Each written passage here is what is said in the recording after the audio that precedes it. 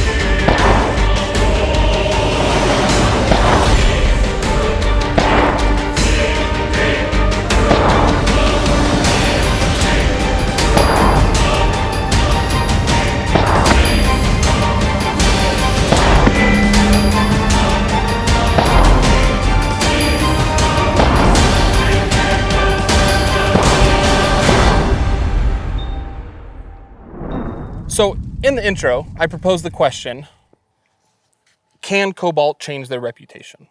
And I believe that they have. But before we get into that, Jake, we got to talk about the Gun Spot, which is a new online auction for firearms.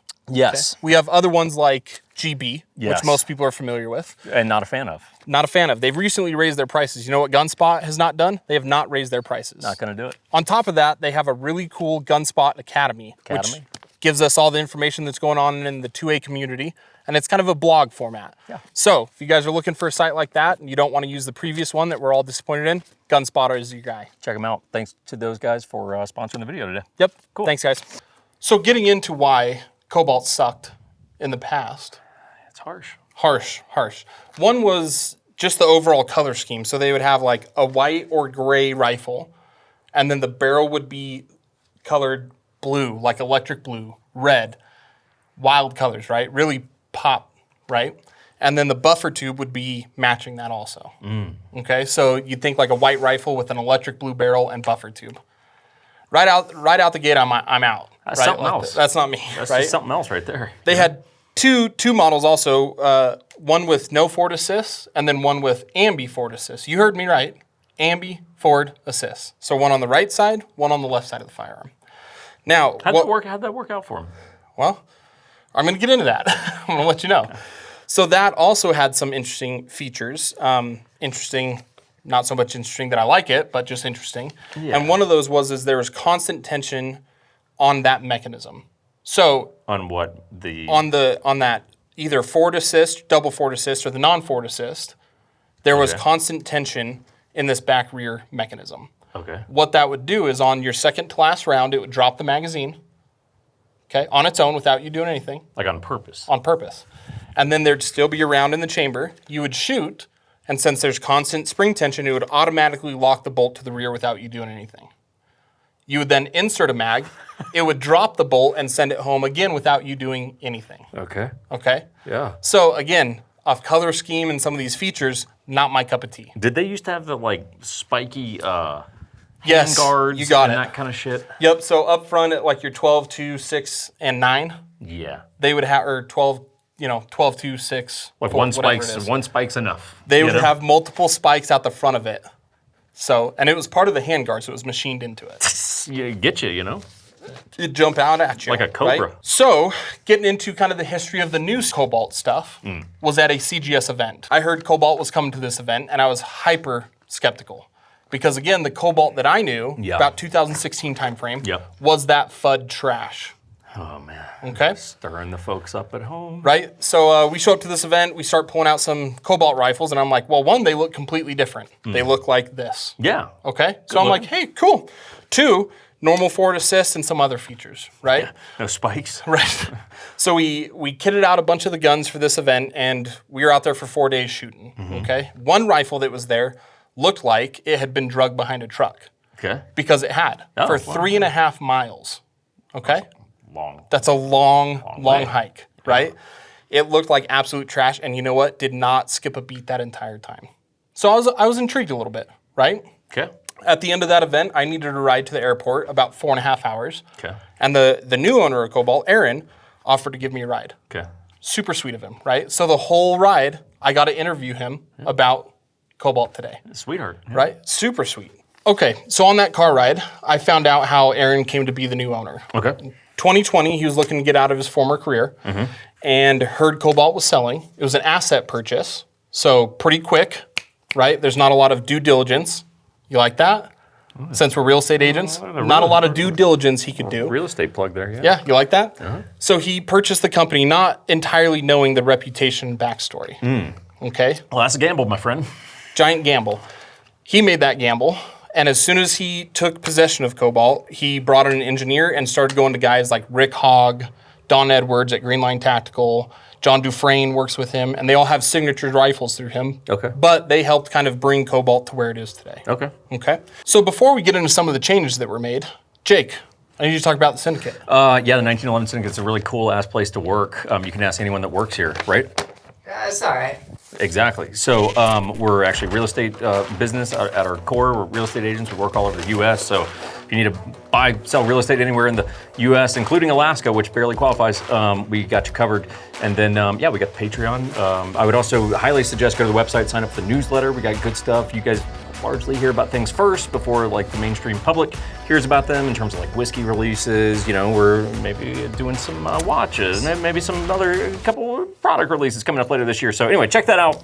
Back to the video. So getting into it, into this rifle and the new Cobalt.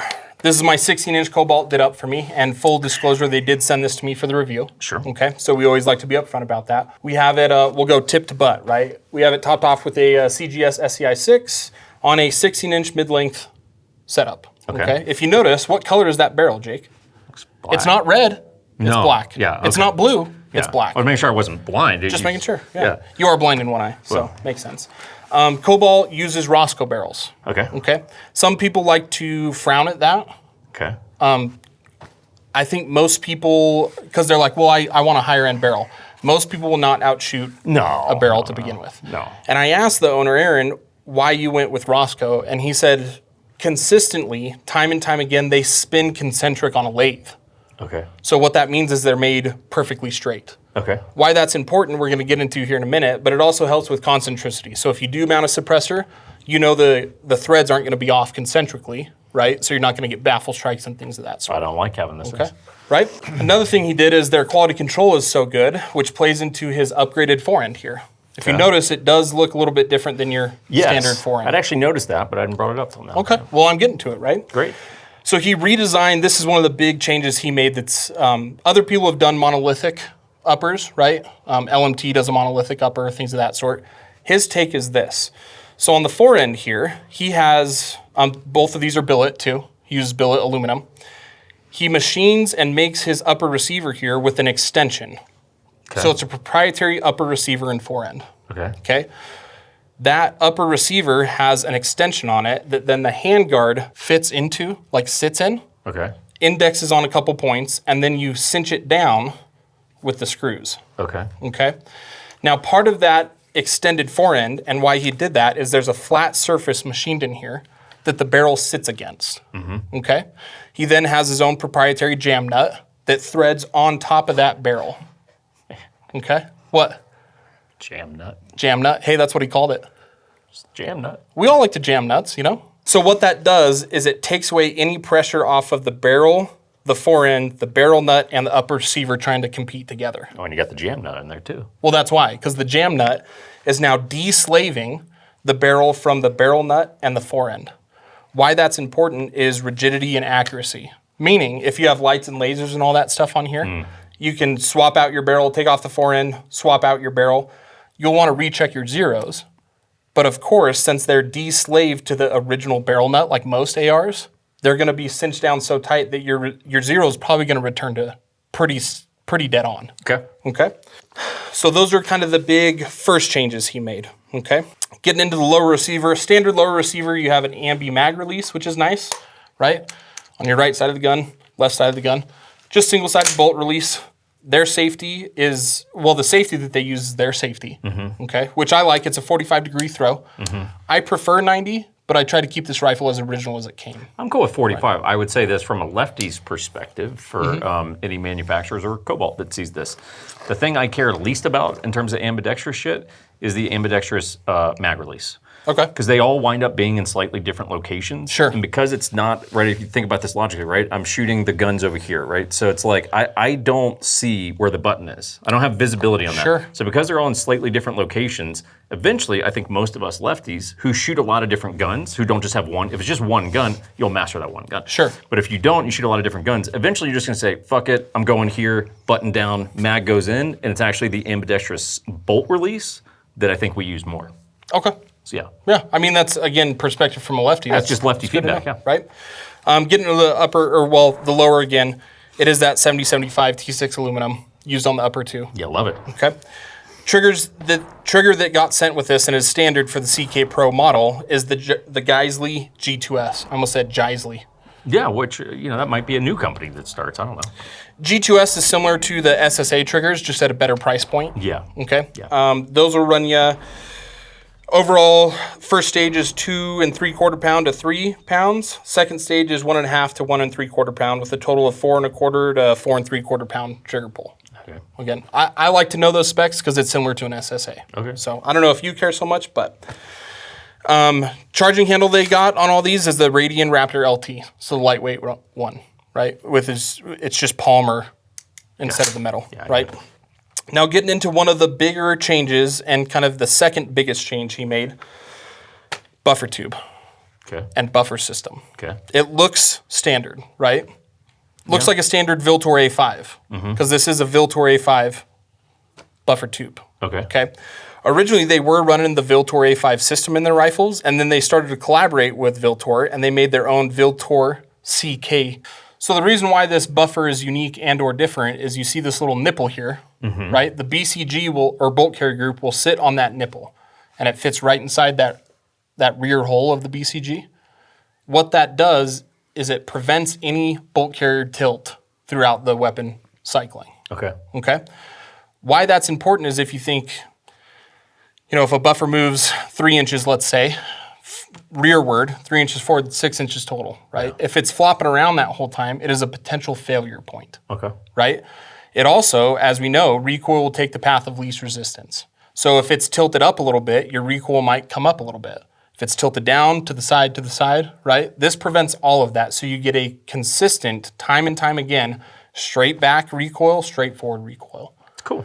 It is a cool little change, right? Yeah. And what I think is all these changes that he's made, from the forend to using good concentric barrels to anti-bolt carrier tilt, creates a whole platform that just shoots really straight back, really straightforward. Yeah, Okay. Which I would say would be my experience from earlier. Yeah. Shooting it. I shot this very little because it's your gun, and Sure. I've only had it today. But yeah, I would say that sounds pretty accurate. So, final thoughts and conclusions. I believe they changed their reputation.